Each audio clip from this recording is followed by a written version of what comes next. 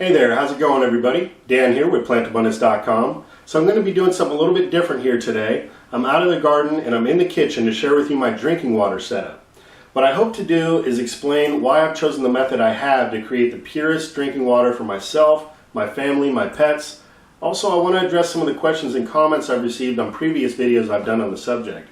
So without further ado, let me share with you how it is I go about creating my own drinking water at home. So here I have this Megahome countertop water distiller that I've been using 2 to 3 times a day for about 1.5 years now.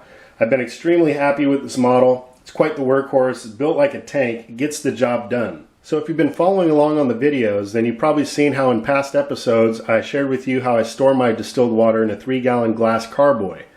I have since now shifted over to a different technique. I'm using these half-gallon mason jars. This is just a great way, I feel, to store your water. They're much easier to handle. They're easier to clean. You can get different tops for these, like this one, which I find very convenient for pouring the water out. And you can also store these in the fridge. They're also easy to store in your food cupboard, so you can make many, many jars and have them as a backup emergency water supply. So this is the new way of doing it for me. So now that I've gone over with you my current setup, I just want to talk a little bit about how this machine actually works.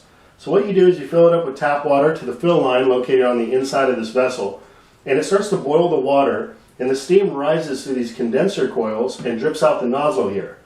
This nozzle has a glass insert, so at no time is the water touching anything other than stainless steel and glass. I really like that.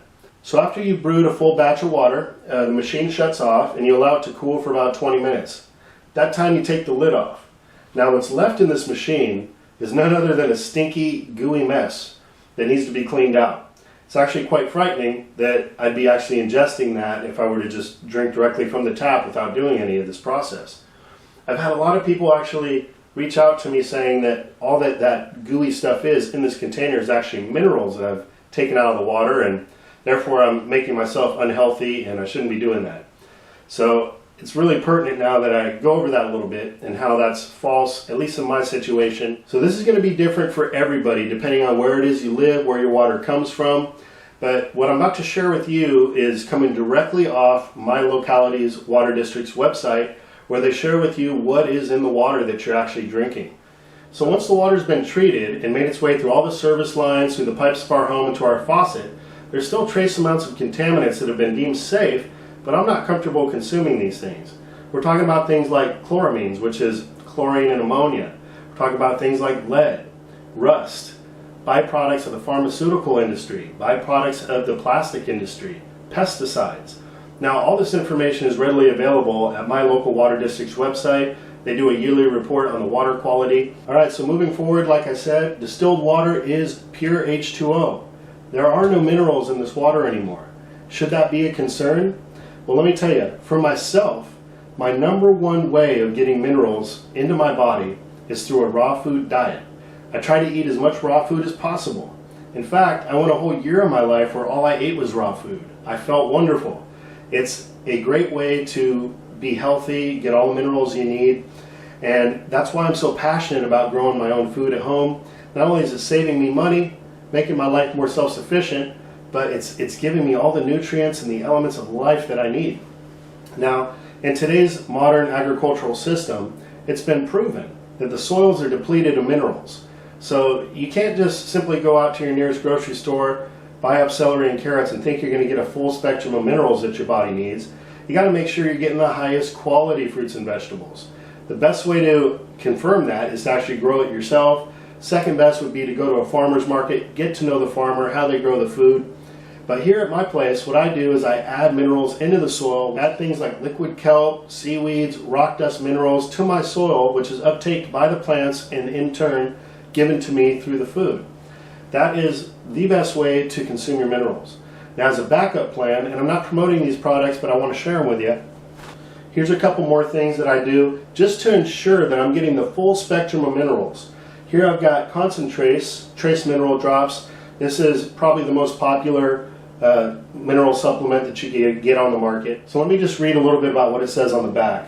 It does say America's #1 selling trace mineral supplement. Concentrates Trace Mineral Drops is an all-natural mineral concentrate that is made by using our proprietary harvesting process. Concentrates contains over 72 naturally occurring ionic trace minerals from the Great Salt Lake with 99% sodium removed. It then goes on to say, ideally, minerals should come from eating a raw food diet. However, even eating a raw food diet isn't enough since research has proven that soils have been depleted of minerals, which I just spoke about. Here's another product that I like to use. This is from Vital Earth. This is the Fulvic Mineral Complex. This has over 70 ionic minerals. So this is really a backup plan just to ensure that I am getting a full spectrum at all times. So as you can see, I'm very aware of the importance of minerals in the diet and overall health of the human body. And I'm doing my absolute best to make sure that I'm giving myself the best opportunity to be the healthiest I can. So now that I've shared with you how it is I go about trying to ensure I'm getting a full spectrum of minerals in my diet, I now want to go over some of the other ways that I try to restructure the distilled water and add even more life force energy. As you can see here, this is a half gallon of distilled water, and in the bottom of this vessel you can see these black shiny stones. What that is shungite. Shungite is the only known natural source of fullerenes. So what are fullerenes? It's a molecule of carbon in the form of a hollow sphere. They resemble a structure of a geodesic dome, or a football or a soccer ball. They got their name from the one and only Buckminster Fuller, who was an American architect, systems theorist, author, designer, and inventor of the geodesic dome.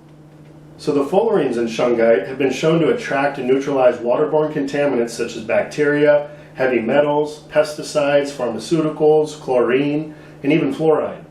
Now there are so many other benefits attributed to this stone that I may go into further in future videos, but for now I just want to stay on topic of water. So moving forward, another way I aim to restructure my distilled water is with sound and intention.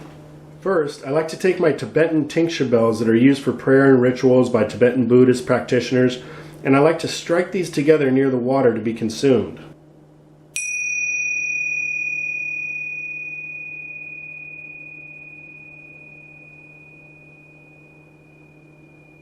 I then like to follow that up by reciting the following. It's with love and gratitude that I accept this water to cleanse and repair my cells, quench my thirst, and nourish my body. Thank you, thank you, thank you. So some of the deeper knowledge and study that I came across while doing my research on all things water came from a man by the name of Masaru Emoto. He was a Japanese author, researcher, and entrepreneur who claimed that human consciousness has an effect on the molecular structure of water. Now, seeing as adults are up to 65% water, and children even more so, up to 75% water, that's not too far-fetched for me to believe. Besides, I found the research that was done around this concept to be extremely interesting. I'd highly encourage you to go ahead and check that out. On a side note, all this effort could be for naught, and toxic substances could still enter your system through dermal absorption, or absorption through the skin. This is why I'd recommend trying to only use natural cosmetic products when you can, and also investing in a quality shower filter. I personally installed this Jonathan Product Beauty Water Shower Purification System, and although it's not perfect, I've noticed a big difference in my hair and skin, so I'm very happy with this investment. Also, I just want to remind you, this video was meant to encourage, not to discourage. So just do the best you can, make health a priority, and everything should work out just fine. Alright, so I think I covered all the information I wanted to cover in today's video, so there's only one thing left to do.